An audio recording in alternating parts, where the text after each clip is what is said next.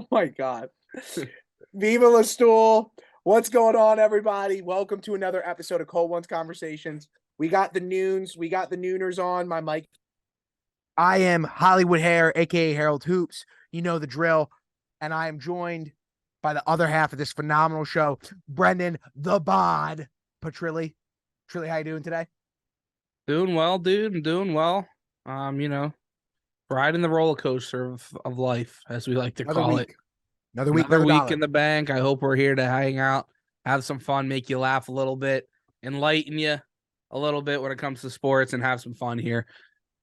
Dude, apparently, Russia's blaming us for apparently the drone bombing on the Kremlin. So who knows how much longer we're going to be talking about sports. So that's why we need $100 million deal as soon as we can. Because it's getting bad out there. It's getting cold.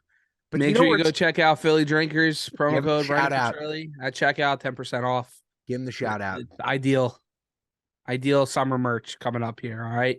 Because we're gonna be drinking cold ones all summer long. We're working on our own line coming out soon, maybe in partnership. We're not taking base away. We don't do that. Now listen, are we looking to add our little own pizzazz to it? We are. Have we maybe helped create some designs? Not maybe. We have. So let's just get one thing clear. We told you once, we told you before. Philly Drinkers is what? It's the voice of Augusta National. And their new golf gear, it's out of control. It's insane. From the bucket hat to the t-shirt Philadelphia, baby, to the all bolo. summer long. It don't matter. You're hitting 30-foot putts. But we're not here to talk about golf. You know what we're here to talk about? MB fucking A. All right? And we're about to talk about the MVP. But first, we're in the second round of the playoffs. This is absolutely crazy. I'm about to tee up my dog right now. He's about to go off. 2 months ago, he was dying, talking about that ugly fuck Jokic, that he was going to get the MVP. This is bullshit. He's getting all pissed. But not today. Not in the city of Philly. Joel Embiid is the MVP of the 2023 NBA season. Very well fucking deserved. They're making Boston nervous. It's a tie second round, 1-1. Trilly, talk about the big man. Talk about the guy who went from getting his feet rubbed pregame and cheeseburgers to winning MVPs. Trust the process. I love you. I love you all. James, I love you. I'm a big fellow, baby. How about it? About time. Pretty big. About time. Yeah. I put out on my Instagram the other day, hey, that was the big thing. Big thing on his back, whether he finally get one, right? You'd argue he should have won it maybe once or twice in the past couple of years, but that is what it is. Finally got one. Now, the biggest thing is they've struggled against Boston the past couple of years. Can they finally get over that hump? Hey, we're a 1-1 series. It was an absolute I don't know what happened the other night. That was just ridiculous. We'll talk about it a little bit more, but we're talking about the MVP right now because this guy has gone through adversity. He's gone from Africa. He went from Africa to the NBA as a 16-year-old, coming over, goes to Kansas, plays, gets drafted number 3 overall, sits for 2 years. Everybody's hating on the guy, and all he has done is just build himself, his body, his game, and become the best player in the league. That is who Joel Embiid is. He is the most valuable player, the best player in the NBA right now, and I love it. I love the big guy.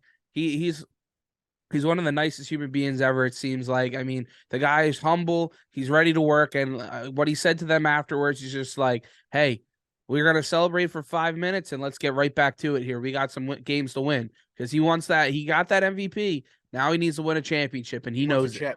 He wants a chip. Imagine we found out that he was like an axe murderer. Like everybody thinks that he's like a nice guy, but he like has like bodies, wherever he lives in Philly. What do you think? Is he a city guy or is he in the suburbs? Where is he rocking, you think? He was in the city. He would go down to parks like in the beginning of his career. Now he's got the kid. I don't know if he's moved out of the apartment or not down in Center City, but yeah, I don't know. He used to go down into like the local courts down in the city and like play one-on-one with people. You think that he's a local at the Barstool bar in Philly? Nah. By the way, Barstool, we're always open to have our show located there. You just got to pay for relocation. All right, onward. Point being is, dude, this is huge. This is huge for the city of Philadelphia. You needed one. You needed one after we did need one. You needed one after a rough two seasons of making it all the way and kind of being gypped away. But dude, we've been talking about how Boston has kind of always had your number, and they're looking shaky. They're looking like they're beatable. Milwaukee's gone. They're gone. You know, you and I were the first two to talk about that's probably going to be the team that comes out of the East. One of those two. Milwaukee's gone now. Philly's the real deal. The games at home have got to be won. That's the way that you win this series. If this goes to 7, what's the last city it's in? It would Is be it Boston? Boston. Be in But Boston. if That's the right. Sixers go up 3-1 here, I mean, It'd be they'll, huge. they'll have another game at home. So Right. game 6. So they got to win these next 2 at home. Break it down. Break it down, dude. Harden's actually playing well. Yeah, I mean, game 2, we're just not even going to talk about. We're going to flush it. That was just an absolute joke. I mean, we're gonna have to dive into it in a minute. But you know, Harden, he balled out. I mean, he said it. He's like, I've always had it. It's just these guys they've been assuming their roles on this team around Joel. Right. And whether that's Harden's got to assist more and facilitate, get him Joel in the right spots, whether that's Tobias Harris has got to play defense and make, you know, a couple baskets a game, whether that's Tyrese Maxey getting you out on the run and giving you some speed when Harden is just so methodical in the way he operates on that pick and roll. So they had that good balance game 1. Now, whether it was rust of not playing together for a couple weeks with Joel in there, whether it was Joel not making shots, everybody wasn't making shots, because game 1, both teams were shooting outrageous. The Celtics were at a 74% clip shooting wise on the day. Like, it was crazy. The Sixers were making threes left and right. That's the reason they were able to stay in it. They were going off. So they were due. This hashtag, they were due. They're due. They were due to go empty. And, you know, Harden went 0 for 6 to start the game from 3. Maxey was struggling. They went 1 for 13 at halftime, and they were still only down like 8 points, I believe, at half. Yep. So I was feeling good because you said it. This Celtics team is not. They aren't clicking. They don't have Tatum doesn't have that killer instinct right now. No, he doesn't. Jaylen Brown doesn't have that killer instinct, and their coaching staff is kind of like, who knows? This is the first year for this guy. Right. And you saw in game 1, they drew up a play for Marcus Smart with 8.4 seconds left on the clock to tie the game or take the lead. You gave it to Marcus Smart over those two? Like, I don't know. Not a good day. So at the end of the day, I mean, the Celtics have been hitting their shots outrageous, even in game 2, coming out of half. The Sixers went on a 6-minute run where they only scored 1 point. During that span, the Celtics made every shot. So that just can't happen. And it just became a bloodbath. Now, people are arguing, Harry, should Joel Embiid have came back and played in game 2, or should he have rested? Because I got an answer for you, but I kind of want to hear what you think. Oh, we should have. He should have rested. Why? Why? Because you know that this is going to be a drawn out series, right? We know, let's put our cards on the table. Philly's not sweeping Boston. They're not. But would have been nice. It would have been not. Hey, God, that's a God bless. They're due. One day they'll be due, but they're not sweeping, right? But I think that what we've seen is that Philly's going to put up a ton more of a fight than people thought before we ever started the playoffs. If they were to go against a juggernaut that Boston looked like, Boston's getting a little bit exposed here. Western teams are looking right now more viable than the 2 front runners were. There's more attention on Miami than there is on Boston. There's more attention on Philly than there is on Boston. I think that you've got to put your best players in a position that if you're going to have a long series, that they have the most reps left in them. And if that means you got to sit your star guy, the MVP of the league, for a playoff game, I get it's the playoffs, but this isn't going to be a 5-game series. We're looking at long numbers here. We're looking at 6 to 7. You've got to be able to have Joel produce. And if that means he's got to rest, then he's got to rest. That's just my take. Yeah, no, I slightly agree with you, right? Because you do need him healthy for the whole thing. Right. But watching him play, he wasn't really aching from looking at it. Like watching Joel play hurt, right? He's hunched over. He's, you know, like his eyes are closed. He's wincing. Yeah. He's yelling. He's falling to the ground a lot. I mean, he always does that, but he's grabbing at whatever is hurting him. He's like got the head in the towel. He's got an ice bag on whatever's hurting him on the bench. None of that was there the other night. Okay. He was moving well. defensively, his effort on defense wouldn't be there if he wasn't healthy. The guy had 5 blocks in the first half. Like, he was playing defense. He was hustling. He was working his ass off.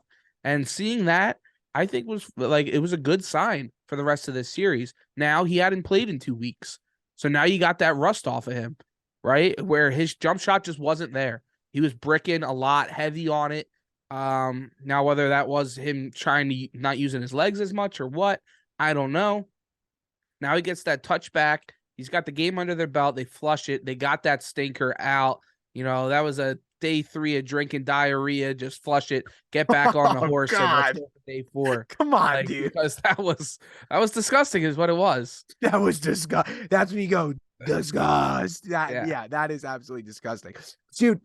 I get it. I mean, listen, you're at the end of the day, too. Another reason why he now, I think, if you would have had the Celtics, he plays well. You have him 2-0 coming back, MVP, Friday I don't night disagree. in the Wells Fargo Center. It would have been fucking sick. I now don't it disagree. sucked. You got it out of the way. That's still there. That hype and that pump should be still there. And a lot of Sixers fans are kind of like wary just because how bad they got their ass kicked. But it should still be there. I'm going to say this, your point that you just made kind of answers the question of what you threw out a few minutes ago, though. Should he have won, an MVP 2 years ago, 3 years ago? The reason that Joel's gotten held back from MVP, while you and I went to college together, right? Yeah, the injury. A big thing about Joel was that he was injured, that he was hurt. He was a hurt player. He was a lot like, in all honesty, he's what AD has been for the last 2 years. Very injury prone, too many nights off. He's proving I'm not that anymore. I'm going to play through. Even if I'm banged up, I'm going to play through because he is all about winning. That's why Joel, through Trust the Process, is the only guy that's still there, really, when you think about it, because he's the heart and soul. He cares about that team. He cares about that city. He wants to be real while he's there. He wants other people that are as good as him and better at playing at other positions to come around and to build that team to a place where it hasn't been before. That's why he hasn't been all me, right? A guy who was like that, it just didn't see eye to eye, was Jimmy, right? Because Jimmy holds people to a high standard. But the point being is that, no, I think that this is going to be a long series. I think at some point, let me ask you this question. Tomorrow night is game 3, right? Game 3, do you have Joel rest if there's any chance of him not feeling well? Does the overcoming of literally being on your home court overtake not having him on the floor, or do you have to have him? It's a valid question. Just because you saw how they were able to play in game 1, right? Right. But the defensive level was so much different in game 2, at least from the start, with him on the court. Like, the Celtics weren't able to go to the rack. Jason Tatum wasn't able to do jack shit. Right. Because they weren't just olaying him and just, shooting everything from points in the paint. They had like 40-something points in the paint. Right. Now, I think I want him there. I want him playing. Because I know when he gets on a roll and he rips off a 12-point stretch by himself in 3 minutes and he's going to the line, that was the biggest thing. The Sixers haven't shot a lot of free throws, which is ridiculous. For one of the teams that has shot the most free throws in the NBA, they've barely shot any in the first 2 games. The fuck is that? The NBA refs are fucking bullshit, but whatever. Like, you see the way these guys control games all over the league. They control games. It's crazy. And we all know why. I don't think it's the same reasons anymore as it used to be, but whatever. I'm not going to bitch about the refs. But the biggest thing is when he gets on a roll, he's at the free throw line, MVP. And now that he is the guy and he gets going, he can dominate, drop 45 by himself like James did. And they're going to fucking stomp him tonight. I feel it, dude. I feel it. That's a great segue, dude. I got Warriors, Lakers rocking and rolling on the phone right now to my left. So we're going to give you live updates. By the way, that last segment, that's a fucking clip. That's a clip. That's a clip for tomorrow. Okay. Let's talk about it, man. We're going into game 3 right now. Are you don't? Are you? Can we transition? We good to go to the next? We good to go Lakers worst? Okay, cool. Well, yeah, because when you look at it, right, you see the difference maker that teams that are smaller, Golden State is, when you have a guy Right. like Anthony Davis, who you were saying, the two of them have been very similar styles, at least for a little bit. Right. Anthony Davis is more explosive and limber and Sure. stuff like that, where Joel's more physical and dominant that way. But Absolutely. when Absolutely. those two guys can kind of take advantage of it and they're healthy, you see the difference makers that they are on the court. Because I don't have the game up right now, but Right. I knew game one, Anthony Davis had like 30 and 20, 22. You know, like the guy was just absolutely doing He's everything on for that fire team. right now. And that's Yeah. a great transition because what's interesting right now is that the two, what I would argue, largest teams right now that are left in the NBA playoffs are the Lakers and the Sixers. There's a lot of small ball going on right now, right? I mean, look at the Warriors. That's a ton of small ball. You look Yeah. at Boston, a lot of small ball. Miami's an in between, but I would lean more to small, right? 100%, 10,000%. The Suns are long ball. They give you the long ball, if you know what I mean. They give you the long ball. They're that in between where their length is coming on that 3-pointer, right? And then they got, my diehard, my dog, the guy who holds it down for every guy who's 5'9", Chris Paul, my day one, number 3 from the line. But we're not here to talk about the Suns right now. We're here to talk about the Lakers. If the Lakers win this series, they are absolutely a legitimate team that can beat anybody right now. They're legitimate right now. They're in the second round of the playoffs. The moves that they made before going into the end of the regular season, the changing of the backcourt, AD finally going off. I'm going to get into all these points I got to make, but I got to start with Russell, dude. Holy shit, has he changed their backcourt? Oh my God, has he changed their backcourt, dude? This guy, he's doing the KD shout out to you from the last episode, hand back of the head, and he's just slanging it. He's just slanging that thing. He doesn't care, man. Yeah. He's all the way on the half court line, and if they get an offensive rebound and AD just kicks it out with an overhead pass, Russell doesn't even dribble. He just steps in. And he's cash right now every time since he's gotten there, dude. It's like LeBron's probably saying to himself, fuck, thank God we made these moves. Thank God we made these moves. Because even though, now, before I get to that, though, I'm not going to act like that they're not still relying on Bron. Bron put up 22 in game one and game two, or in game one. We're going into game two.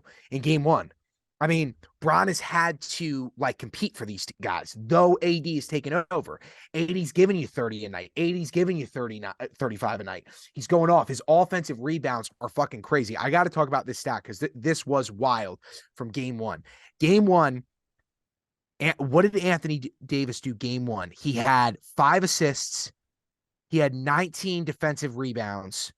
23 offense, or sorry, he had 23 rebounds on the night, and then he had 30 points and 5 assists. Huh? Yeah.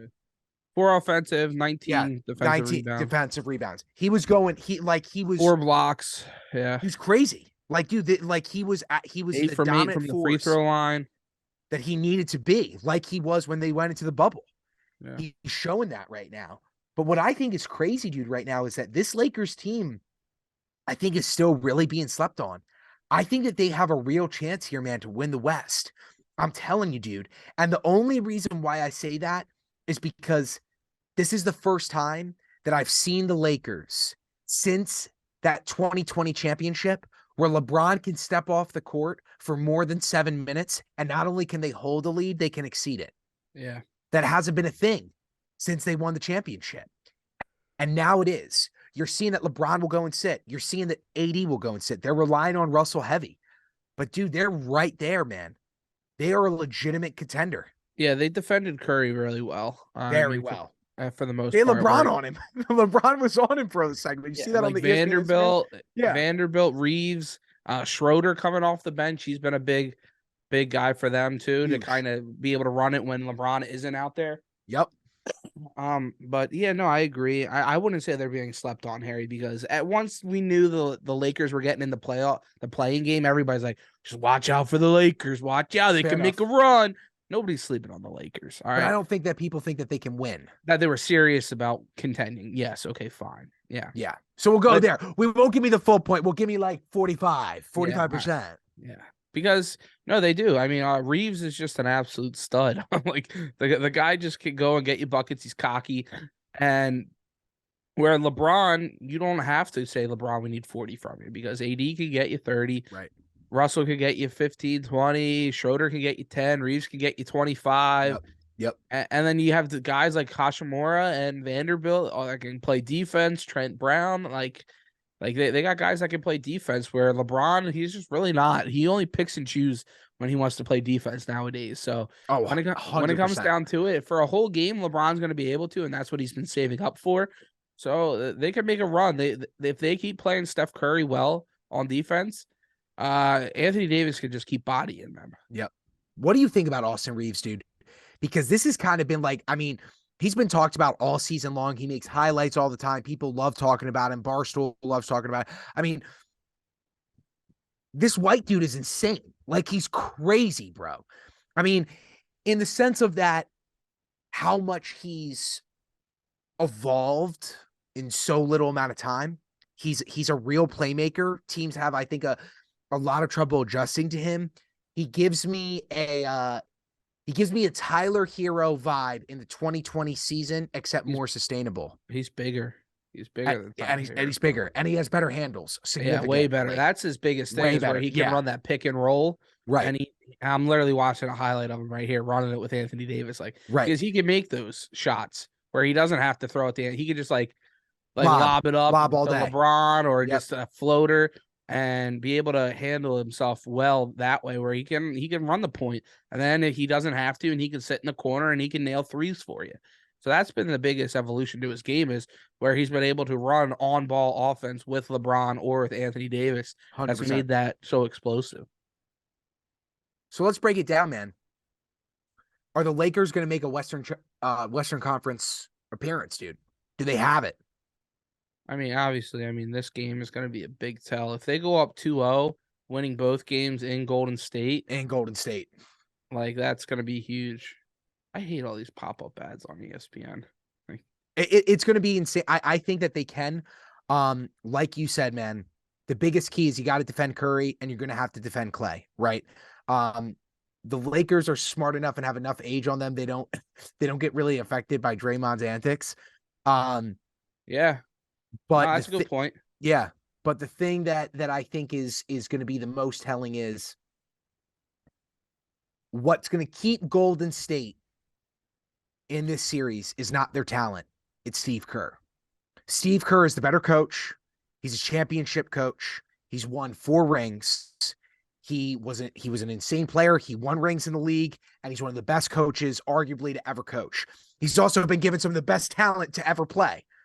But at that same time, the Warriors right now, to have a chance to survive and to push this to a long series or even to get out, Steve Kerr's got to step into his own. He's got to be the deciding factor here, because like you pointed out, and so did I, the Lakers have the answers to what keeps them in a viable track to win. They know how to defend well. They don't get caught up by Draymond, right?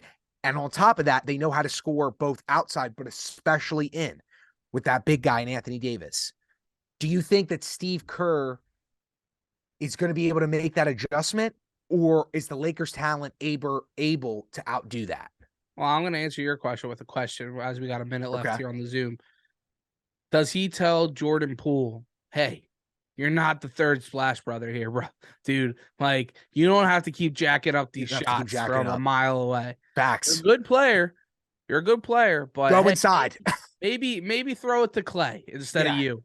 Yeah. That's going to be the biggest thing, because you need him. You don't tell him stop shooting altogether, because you need his points, but he just can't just keep jacking it up when he feels like.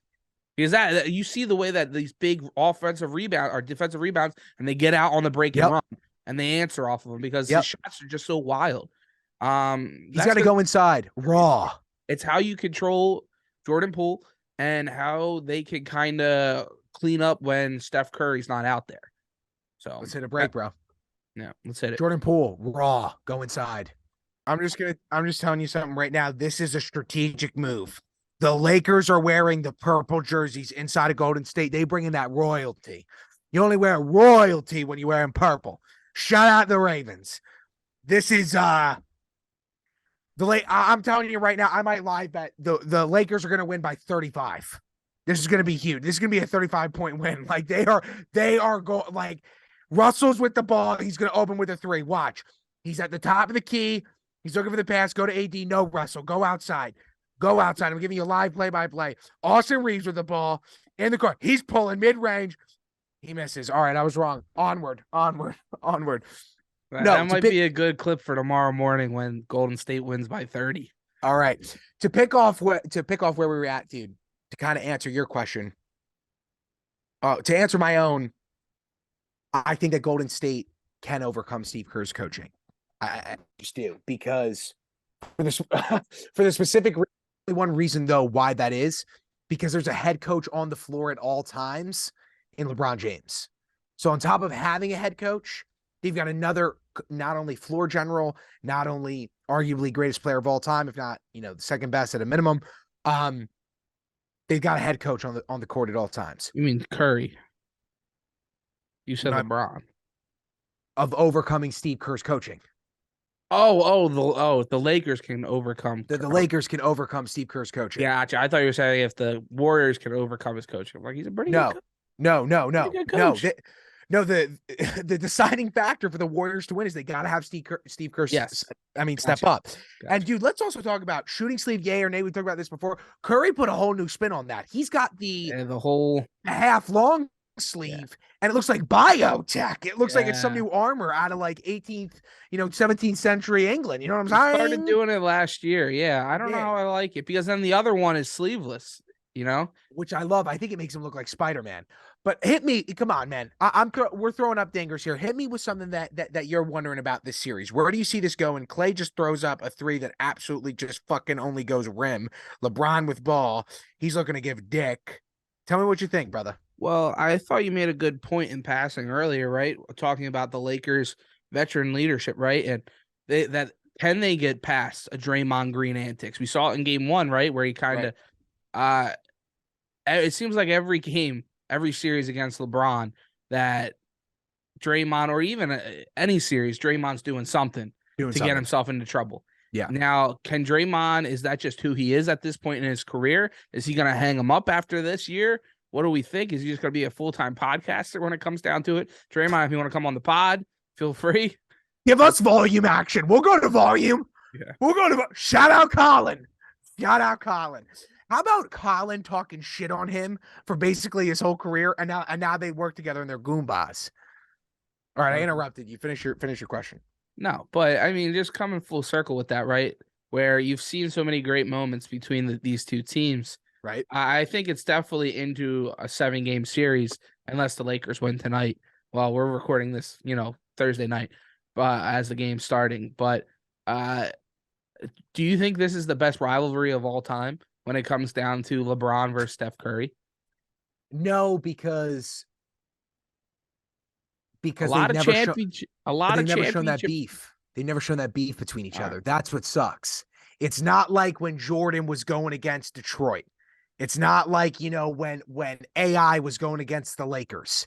It's not like when, Kobe was going against everybody. There's not that hatred between each other. Mm-hmm. They mutually respect one another so much because A, they are so good at their craft. B, they are anybody, by the way, I heard this horrible take. I'm just going to put something that Steph Curry's not a top 10 all-time player. Anybody who changes the course of a fucking league is an automatic top 10 player in whatever they played. Absolutely, Steph Curry is a top 10 NBA talent of all time. As a matter of fact, in my opinion, he's top 5. He changed the whole fucking league. He made kids that are my size, 6 foot, think that they can freaking run the NBA. But I regress. My point being is that what I think I think that LeBron's biggest rival is the public. There are too many people that hate LeBron and have never wanted to give him his due, ever. Only when he wasn't winning championships in Cleveland did people like him. And then he went to Miami, he became the villain, right? And nobody liked him then. Then he went back to Cleveland, and the only city that liked him was Cleveland, and everybody else hated him. Then he went to the Lakers. You can't be here unless we give you a chip, unless you give us a chip. And it seems like the Lakers fans still don't like him. It seems like nobody fucking likes this guy.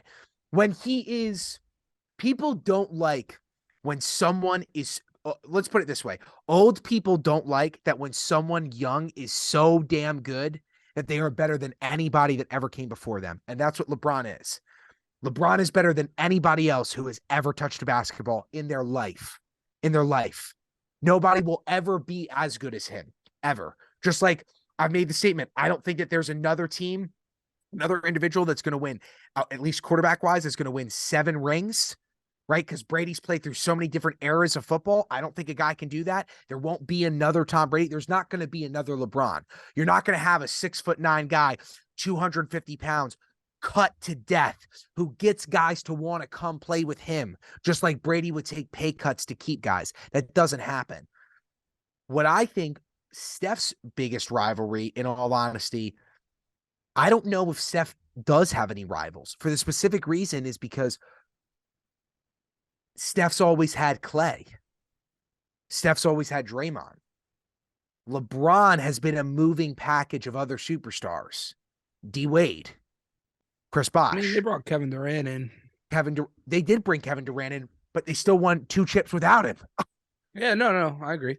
So I think that, when you think about rivalries, I think that, LeBron's rivalry, again, like I said, is the public, the credit that he doesn't get, because there are people that, yes, he does. He absolutely gets credit, but he gets more discounted against him than he does credit.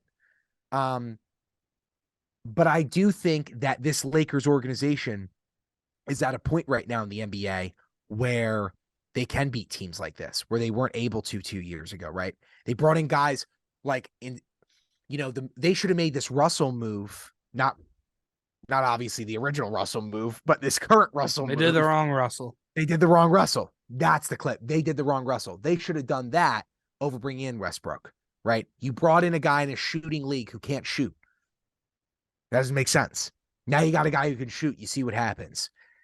My question is this, dude. What happens if somehow LeBron won this year? What does that mean?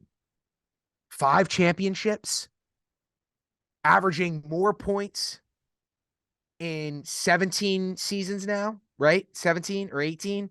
More points than Jordan ever did since year 14. More rebounds, more assists, all-time leading scorer. 5 rings. Still the second best player of all time. Do you actually believe that, or are you just saying that? I think there's a case to be made. I mean, player-wise, right? Skill and player-wise is different. Because skill-wise, Sure. LeBron blows Everybody. MJ and everybody out the water.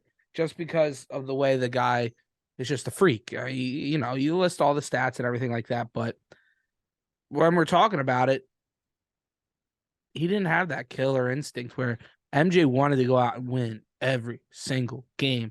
Regular season didn't matter. If MJ was playing, he wanted to go for the throat, and he was making up BS reasons to get pissed off at you, where I was kind of trying to lead you to, where, talking about the rivalries, LeBron doesn't have any. And that's kind of where I think he kind of loses it, where his rivalry is with the public and not with actual teams in the league. Because, dude, that's who you're playing against. You're not playing against the fans. Yeah. You should be playing for the fans. Yeah. Not against them.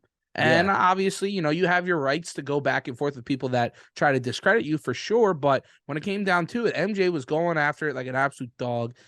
He won. He'll have more championships still. The guy was just, when he was in it, he was going for it. LeBron lost a lot. Lost a lot of championships. Now it's very impressive to get to all those finals appearances in a row, right? But you got to win them. Got to win them. Now, if he wins this one, it would be incredible. Age 40, it's definitely something else. But it's 38, but okay, you just 40, added 2 years. 50, right? 85. Yeah. Okay, but hold on. Let me throw some out. Let me throw some out to you though. I thought he was. Are there really any rivalries though in this? No, 2010 since NBA. I mean, really, there's only one. It's Boston, Philly. Nah, but Boston people will tell you it's not a rivalry just because Boston's beat them. But that, so many times. but fan If this wise, fan wise, I don't even think so, because they just have stuff over us right now. so then If we beat their ass in this series, it's on. then it's on. It's on It's like on, Donkey Kong. bitch. And if we win a championship, we have the championship over that fucking bum ass team.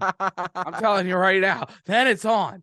If the Sixers beat them and get a championship, it's on, and we're fucking winning that shit. Yeah. All right.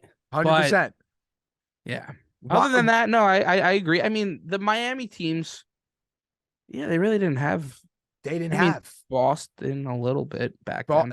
Well, that was okay. No, that's actually it. Wait a second. LeBron does have a rivalry. What am I saying? His biggest rivalry of all time is the city of Boston. He owns that city. Yeah. LeBron owns Boston.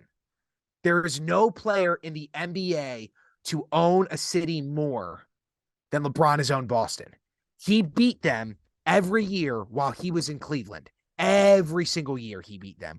He beat them while he was in Miami. Jordan didn't do that. Jordan did it with one team. LeBron went to two teams and still owned a whole organization.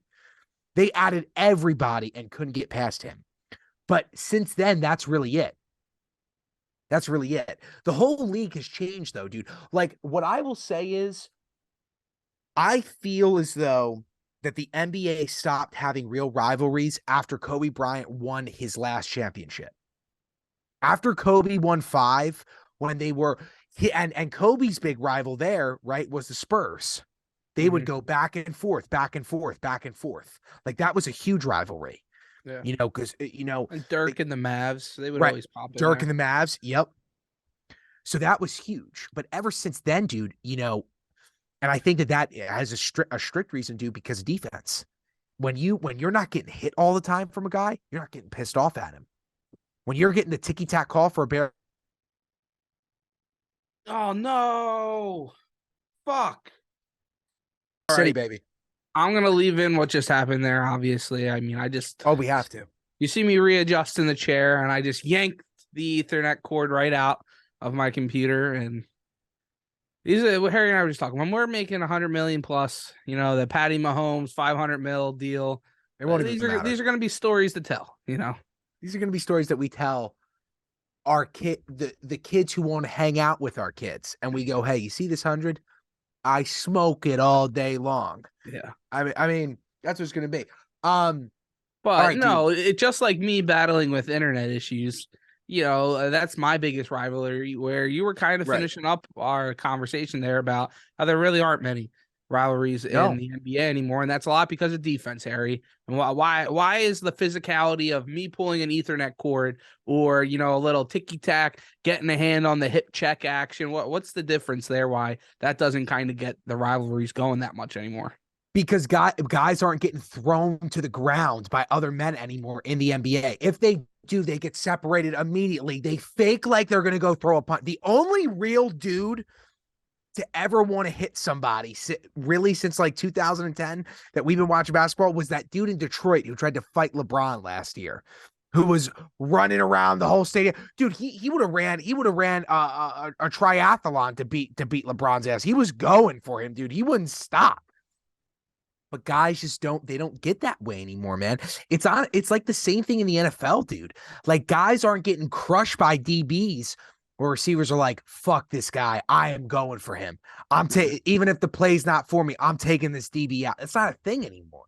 Yeah. It's just not a thing. It's scoring. Yeah. So, the only guy, who's everybody's rival? The only guy who still does that energy? Draymond. Is who we were just talking about, Draymond.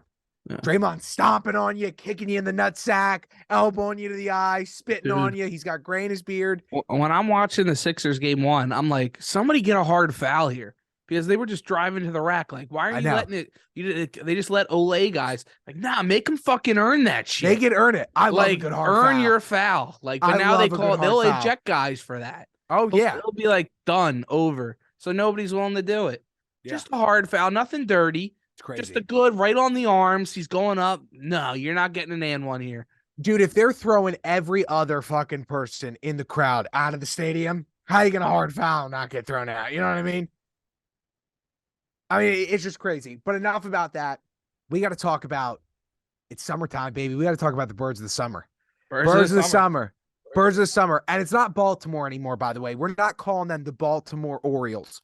We're calling them the home run city. You see it. You see the Caps. You know where we stand. We ride. We die. Ocho is reborn. Gunner's coming for everybody. We're hitting them out of the stadium. I don't want to talk about we don't talk about pitching on this show. Okay, we don't talk about pitching. That doesn't matter. That's for God. Unless it's We the talk about hefty hitting. lefty. We talk about hitting, hitting, hitting, hitting, hitting. Because you know what that is? Run, run, run, run. What do? They score 6. They score 13. They score 10. They score 25. We don't care, dude. You know how cool it is to have a winning baseball team again, dude?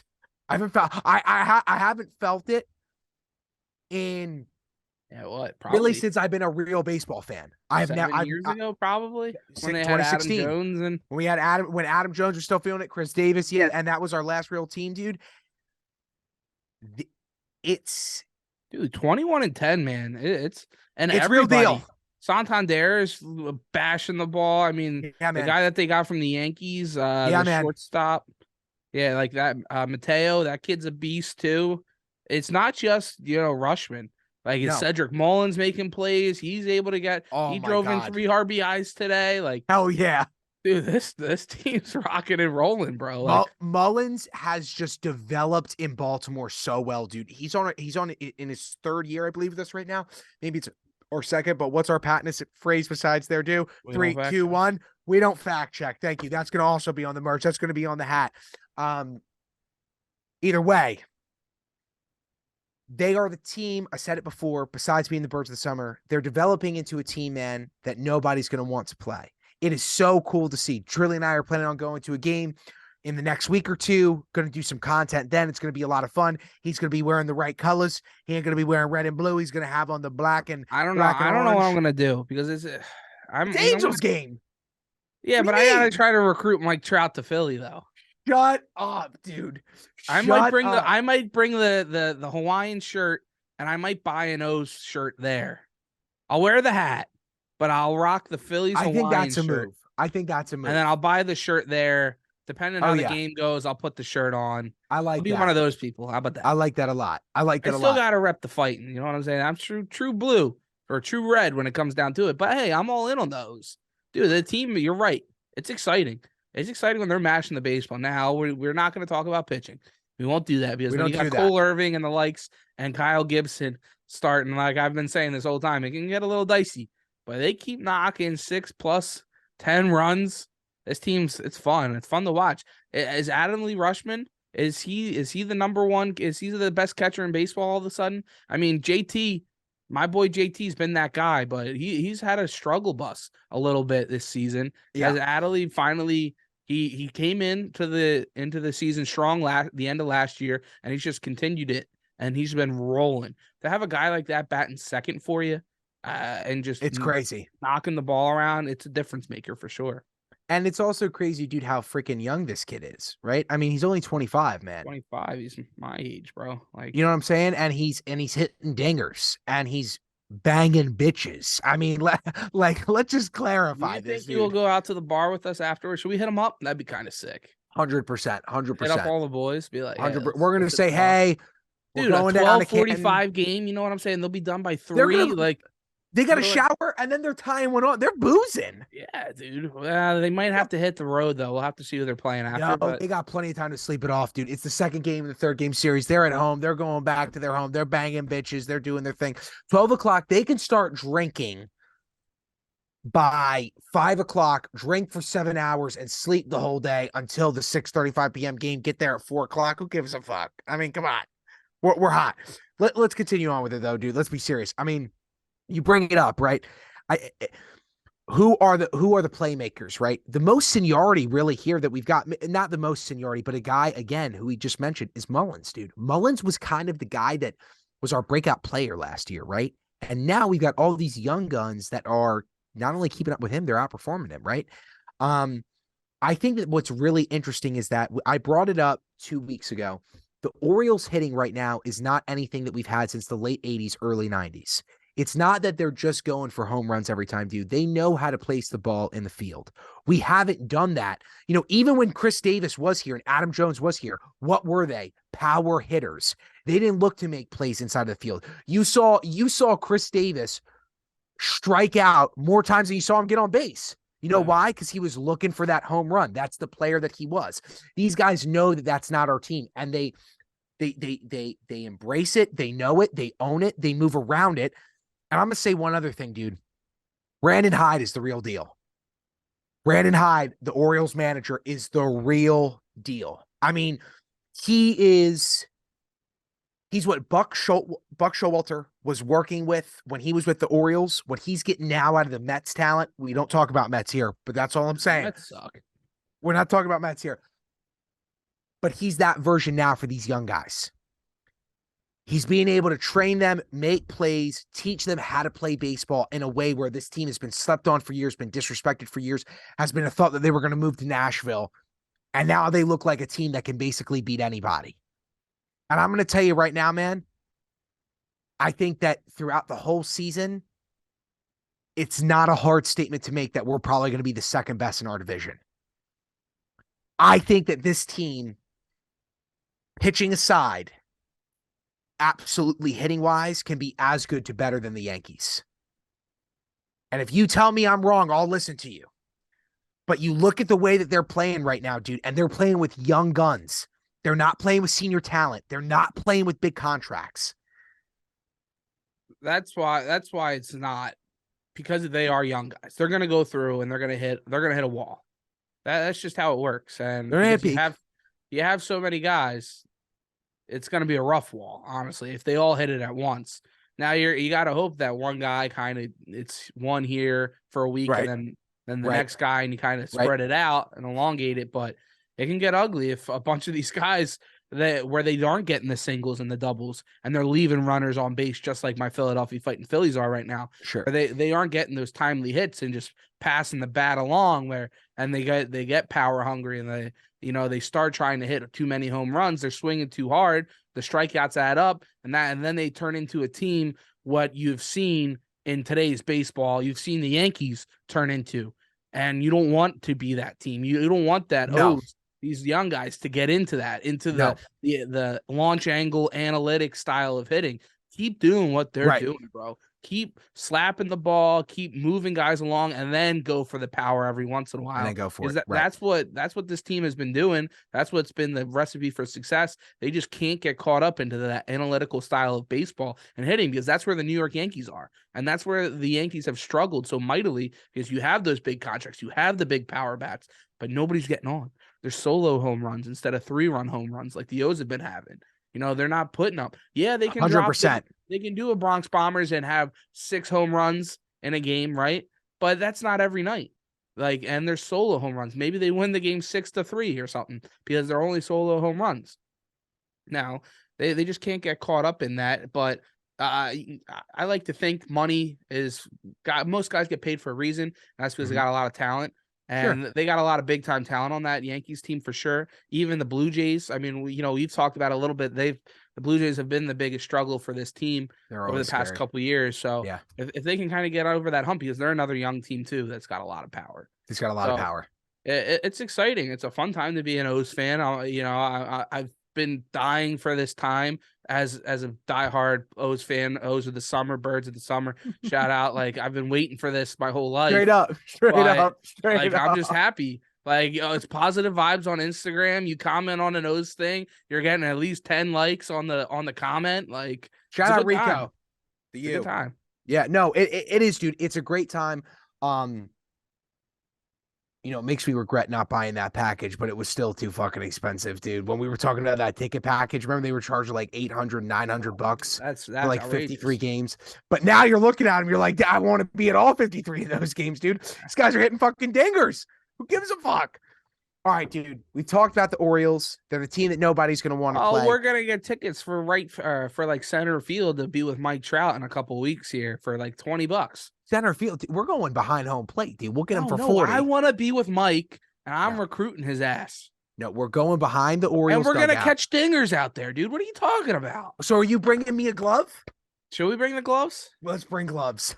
All right. Let's get him signed. Normally, I'm anti-glove for anybody over the age of 15. Me too. Me too.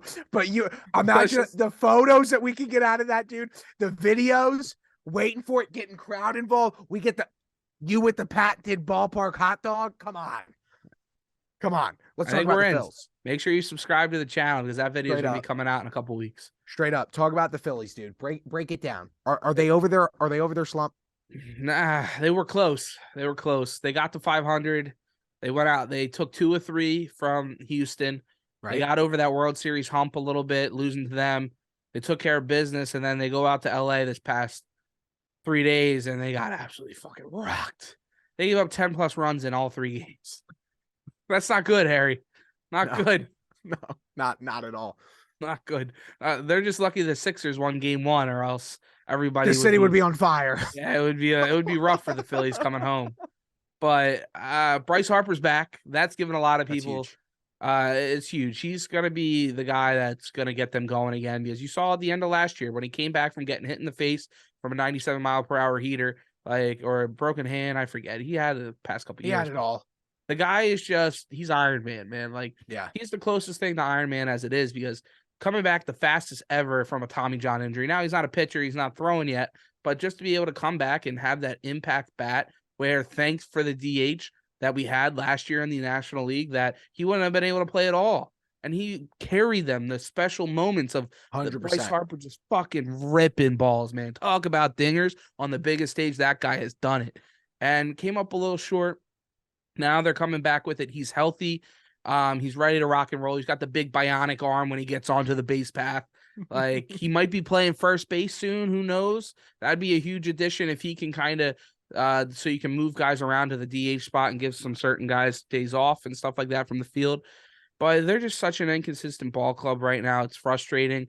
They need to go and take care of business home against the Red Sox this weekend, help out the O's a little bit, give them some distance because the Red Sox are pretty much the same exact team as the Phillies right now. They got some talent and but both teams leave guys on base. Like, the Phillies are into that spot where they look for those home runs. Kyle Schwarber has so many solo home runs. I think all 6 of his home runs for the year, 7 are solo home runs.